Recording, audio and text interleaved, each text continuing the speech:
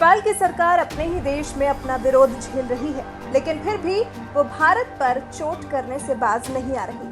पहले अपने देश का विवादित नक्शा नेपाल की ओली सरकार ने संसद में पास कराया, जिसमें भारत के 395 किलोमीटर के इलाके को अपना इलाका दिखाया। वहीं अब भारत की बेटियों पर वार कर ओली सरकार भारत को दूसरा बड़ा झटका देने जा रही है। जी हां, भारत की बेटियों पर वार। ओली सरकार ने फैसला लिया है कि अब भारत की बेटियां जो नेपाल में बहू बनकर जाएंगी, उन्हें नेपाल की नागरिकता के लिए 7 साल का इंतजार करना होगा।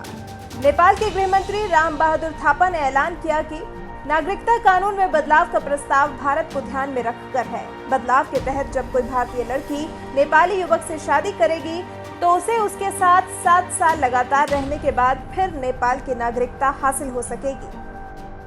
इस पर विवाद बढ़ता देख नेपाल के मंत्री ने कहा कि इस नियम में कुछ अलग नहीं है। भारत भी विदेशी लड़कियों को किसी भारतीय से शादी के 7 साल बाद ही नागरिकता देता है। हमारा प्रस्ताव भी इसी आधार पर है, जबकि नेपाल से भारत आने वाली बहू पर भारत का ये 7 साल बाद नागरिकता मिलने वाला नियम लागू नहीं होता। ये नेपाल के मंत्री में ज्ञान की कमी को दर्शाता है। नेपाल ने अभी हाल ही में भारत की आपत्ति के बाद भी उसे नजरअंदाज कर विवादित नक्शे को संसद में पास कराया। नेपाली संसद के उच्च सदन से संविधान संशोधन विधेयक को मंजूरी मिलने के बाद नेपाल की राष्ट्रपति विद्यादेवी भंडारी ने हस्ताक्षर कर इसे संविधान का हिस्सा घोषित कर दिया।